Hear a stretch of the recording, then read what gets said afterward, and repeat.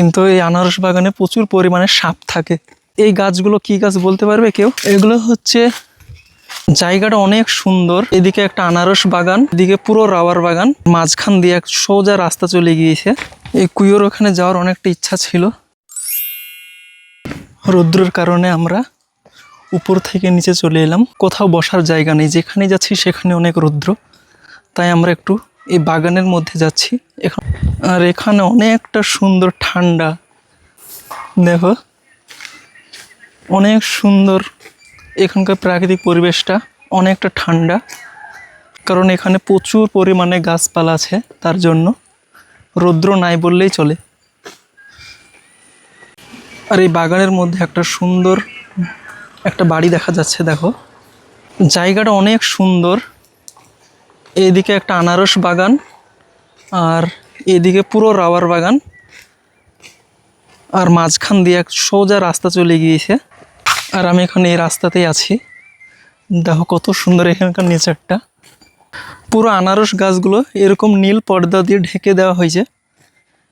কিসের জন্য ঢেকে দেওয়া হয়েছে এটা আমি বলতে পারলাম না। যদি তোমরা জানো কমেন্টে জানাবে যে এভাবে কেন আনারস গাছগুলো পর্দা দিয়ে ঢেকে দেওয়া। সবগুলো পর্দা দিয়ে ঢেকে দেওয়া আছে। আর ওই যে একটা কুয়ো দেখতে পাওয়া যাচ্ছে।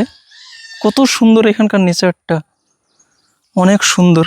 আর এই যে এই আনারস বাগানের পাশ দিয়ে সোজা রাস্তা চলে গিয়েছে। আর রাস্তার এই পাশে এটা পুরোটাই রাবার বাগান, সব রাবার গাছ এগুলো। আর আমি এখন এই রাস্তা ধরে হেঁটে যাচ্ছি সামনের দিকে, এখানকার ভিউগুলো দেখতে দেখতে। এখানে কোনো কিছুর আওয়াজ নেই, একদম নিস্তব্ধ একটা পরিবেশ। শুধু পাখি ছাড়া এখানে কোনো কিছুর সাউন্ড নেই। অনেক সুন্দর একটা মনোরম পরিবেশ, কত সুন্দর ভিউ এখানকার। আর আনারস গাছগুলো এইভাবে ঢেকে দেওয়া হয়েছে। আর আমার সামনে এটা পুরোটাই রাবার বাগান। এটা একটা পুরো পাহাড়। এই পাহাড়ের উপর হাজার হাজার রাবার গাছ আছে।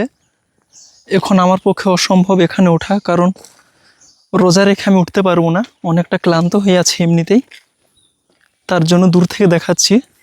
আর এই যে এটা পুরো রাস্তা, পুরো সামনে রাস্তা চলে গিয়েছে। দুই পাশে দুটো বাগান, আনারস বাগান, রাবার বাগান। আর আমার সামনে চলে গিয়েছে রাস্তা, পুরো সামনে দিয়ে চলে গিয়েছে রাস্তা। কোন দিক দিয়ে গিয়েছে সেটাও আমি জানি না। একদম ফরেস্ট মনে হচ্ছে এটা। দেখো এগুলো সব রাবার গাছ,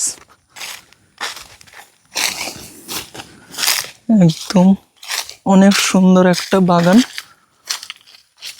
গাছগুলো দেখো, গাছগুলো সাধারণত আমি এখানে দেখি রাবার কাটা, কিন্তু এই গাছটা একদম উপরে বাটি ঝোলানো, এখানে রাবার আঠা কাটা হয়েছে। আমার সামনে আরেকটা গাছ দেখা যাচ্ছে, এটাও উপরে বাটি ঝোলানো, উপরে কাটা হয়েছে রাবার।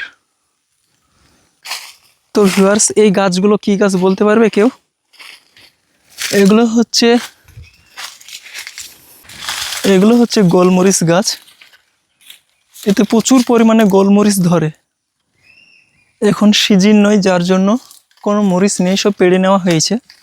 এইভাবে বড় বড় গাছের গোড়াতে লাগানো হয়, যাতে লতিয়ে একদম উপরে ধরে, লতিয়ে একদম উপরে চলে যায়। দেখো এখানে অনেকগুলো গোলমরিচ চাষ করা হচ্ছে। প্রতিটা রাবার গাছে গাছে তুলে দেওয়া হয়েছে সব এগুলো গোলমরিচ। আমি ব্রেকের সময় রেস্ট না নিয়ে এইভাবে ঘুরে ঘুরে বেড়াচ্ছি। দেখো, যেহেতু আমার 1 ঘন্টার সময় পেয়েছি, তার জন্য এখানকার আশেপাশের পরিবেশটা একটু দেখতে এলাম। অনেক সুন্দর। এই যে এটার সামনে কলা বাগান, এখানে বেশ কিছু কলা গাছ লাগানো হয়েছে। কেরালার কলা, কেরালাতেও প্রচুর পরিমাণে কলা উৎপাদন করা হয়, দেখতেই পাচ্ছ। আর কোনো মানুষ নেই আশেপাশে, দেখো কোনো মানুষ নেই, রাস্তা পুরো ফাঁকা। আমি এখন একাই এই রাস্তা দিয়ে যাচ্ছি এখানকার পরিবেশ দেখতে দেখতে। দেখো অনেকটা সময় থাকার পরে এই রাস্তা দিয়ে একটা অটো দেখতে পাচ্ছি, একটা অটো আসছে। দেখো দেখো ভিউয়ার্স, চলে গেল একটা অটো। এতটা একটা নির্জন রাস্তা, গাড়ি ঘোড়া খুব কমই চলে এই রাস্তা দিয়ে। যদিও আমার ইচ্ছা ছিল এই আনারস বাগানে যাওয়া আর ঘুরে ঘুরে এই বাগান পুরো দেখার, কিন্তু এই আনারস বাগানে প্রচুর পরিমাণে সাপ থাকে, যার জন্য যাচ্ছি না। আর এমনিতেই ক্লান্ত হয়ে আছি। দেখো, অন্য কোনো দিন এই বাগানে আমি ঢুকবো, আনারস বাগানে পুরো বাগান ঘুরে ঘুরে দেখাবো। এটা অনেক সুন্দর একটা নেচার। এখানকার সব থেকে বেশি সুন্দর লাগছে এই বাগানের মাঝখানে দেখো একটা কুয়ো দেখা যাচ্ছে। ওই কুয়োর ওখানে যাওয়ার খুব ইচ্ছা ছিল, কিন্তু আজকে আর যাবো না। অনেক সুন্দর। দেখো দেখো কত সুন্দর এখানকার ভিউ। মনে হচ্ছে পাহাড়টাকে একদম পর্দা দিয়ে মুড়িয়ে ফেলা হয়েছে।